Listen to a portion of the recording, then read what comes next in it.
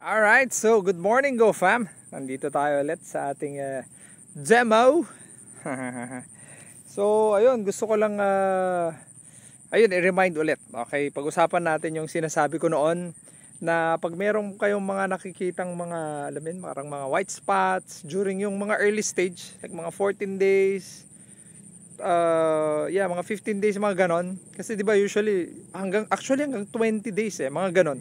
May mga parang mga white spots na parang sinasabi parang may uod, may insekto, ganyan. So karamihan, pag may ganyan, relax lang kayo. Huwag spray ka agad. So papakita ko sa inyo, papatunayan ko sa inyo na ito, never, yun nga, di ba? Nakita nyo na, never pa tayo nag-spray ng mga pesticide, insecticide. So nutrient management, at saka syempre yun nga sabi ko sa inyo, kailangan natin padamihin yung gagamba. So ito, sakto meron na tayo ngayon. Okay? So di ba nakita nyo nun, meron tayong mga mga spot. So pakita ko sa inyo kung gaano ka berde yan. Oh, wala na. Ang linis, di ba?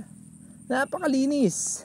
Malinis. Okay, so ito na ipapakita ko sa inyo yung yung ating kaibigan. Di ko alam nakikita ba?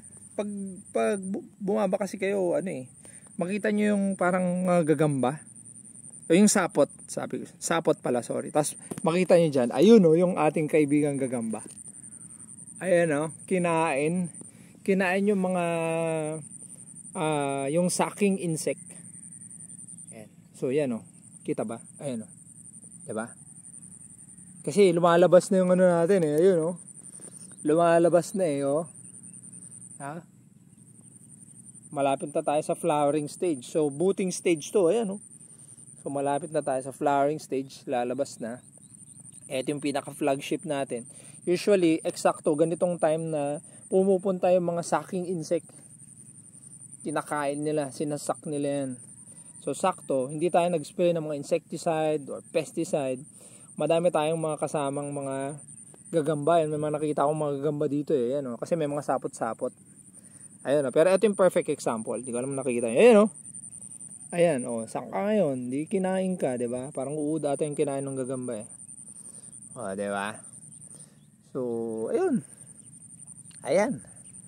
Ganun lang. Di ba? Ganun lang yung ating pamamaraan para hindi laging spray ng mga insecticide, pesticide. Nakakasira sa kalusugan, sa environment. Max, di ba? English So yun. Okay, so yun, at least napatunayan natin na hindi mo kailangan mag-spray ng mga ganyan. Unless talagang no choice talaga. Pero yung mga, kunwari, parang prevention, ganyan. Huwag na yun. Siya pang gastos, sa pang panira, diba? Tsaka siya pang kinakain natin. So yun, alright. So yun ang ating update. So malapit na tayo, flowering stage. Konti na lang to, aanihin na natin. Kailangan lang maalagaan tong kanyang flag leaf na tinatawag. Alright, so ingat ka lagi Go Fam.